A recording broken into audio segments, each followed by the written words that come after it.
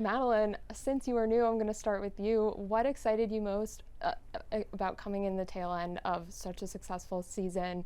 And how do you feel that being a super fan of you helped you prepare to play Bronte? I was super excited to join. Obviously, I am a super fan of the show, and I think it helped in the fact that Bronte is a character who knows so much about all of these people. She knows this history, so it just kind of, it was homework I didn't have to do. It was already there because I love the show so much. Great point. Charlotte, we had the pleasure of meeting you in season 4. Kate, thankfully, had such an evolution this season. What do you mean, thankfully? I was rooting for her to sort of, I'm going to get to it. I know what you mean. I'm wondering, were you aware of her full trajectory when you first signed on to the show? And what was your sort of reaction to learning that she would have this moral reckoning and flip the script on Joe? I didn't know. And I was drawn to Kate because I liked her coldness and how kind of unlikable she was. Yeah.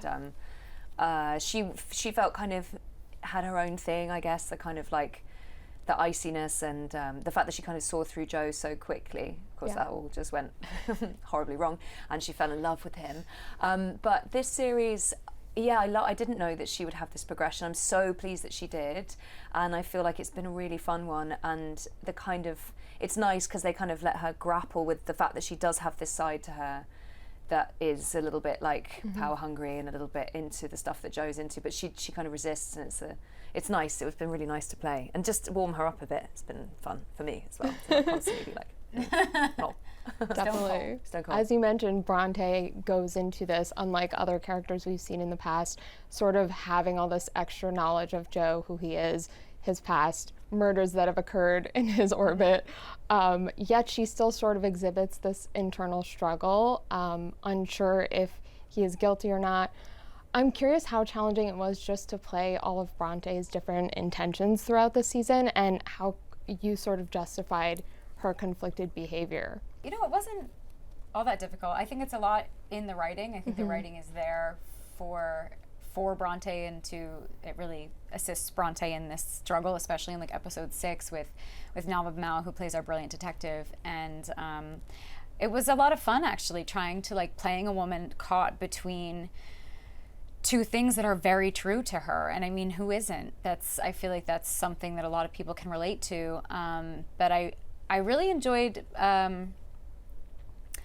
playing a character that is struggling with their own voice, with their own internal, like their gut instinct, because I think that especially as women, we are often told that our intuitions can be wrong or bad, or not to listen to them. And I think in the end, Bronte's intuition and instinct prevails, and she gets the answers to the questions that she set out to find. Definitely. One of my favorite scenes this season, of course, was Kate, Nadia, and Marianne. Oh, it's great. With Joe in the box. You are not a white knight, Joe!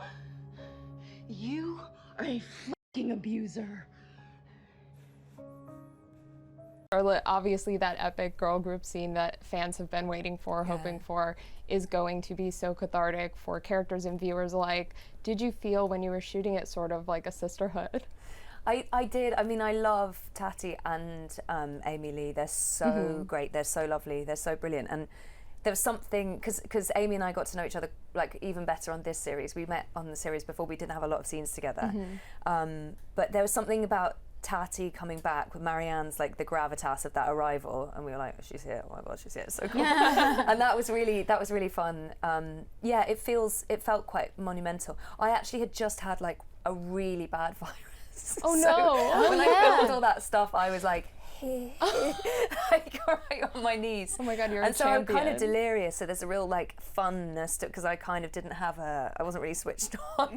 But I feel like that's okay, because there's a kind of delirium to the whole, it's almost dreamlike, and it's really funny when Nadia goes, she's like, oh, vampire fiction, I'm actually almost embarrassed for you. Like, what an amazing intro to him coming around. I love it. It's really great. I also love that Bronte got a chance to share scenes with Beck. I was so excited to see Elizabeth back on screen.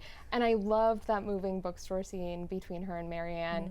Tell me what it meant to you to just get, as a fan of the show especially, to get to connect with former characters. And did you and Tati have any conversations going into that? I was so thrilled to be able to work with both Elizabeth and Tati, just as a fan, and then to really tie Bronte's story into Beck and into Elizabeth, and it was magical for me because season 1 is one of my favorite seasons of television, ever. So especially in that flashback when she's the TA, it's just like so cool. It's like stepping inside of my own fandom. It was really cool. But also with Tati, this, like I said, I mean, especially in this season, the writing is so extraordinary and is so, it's there on the page. It's such an important, especially I think for Bronte, she's coming from just having this exchange with Kate, and she's able to dismiss Kate so easily as like the jealous ex-wife. He has nothing to prove to me. I love him for who he is. I've been where you are. Yeah. But I'm not a hypocrite. No, of course not. No. You've got it all figured out. And I think that is that's a really interesting dynamic in like the way that we pit women against each other, in their vying jealousness over a man. Yeah. And then for Bronte, who's been with Joe's life for years, she studied these people. To see a ghost in Mooney's, who she thinks is a ghost in Marianne, and then Marianne just kind of, just point by point, lists to Bronte like everything, all of the anxieties she's had. She's been feeling, If you got fooled by this guy, you are not as smart as you thought you were. You're one of those women. You know, the ones you deep down think you're smarter than. She tells her that every beautiful moment she's feeling, the reason she sticks around with Joe, every single one of those women has felt it too. It is the crystallizing moment for Bronte, which is, that puts her on the path that takes her through the finale. We have to talk about the last episode. It was like a mini horror movie. I saw the tone drastically change. You have so much physicality in this episode.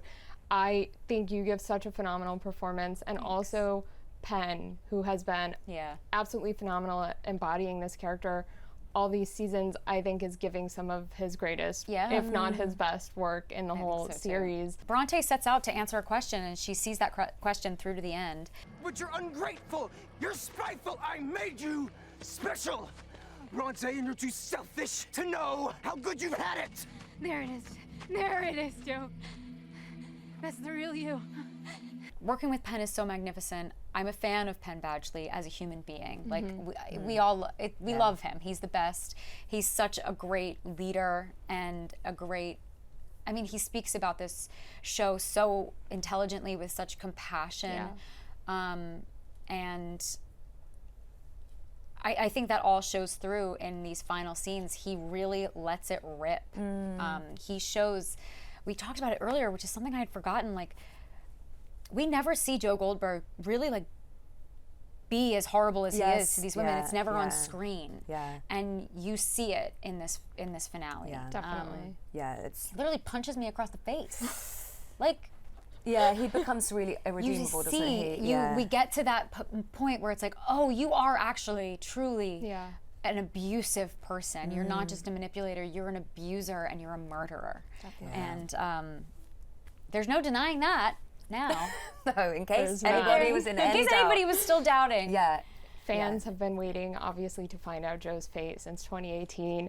What were your thoughts when you finally learned how the series would end for him? Were you sort of satisfied with the conclusion? Can't remember when we found out about his fate, but there was a lot of conversations around it. Personally, I don't know how you...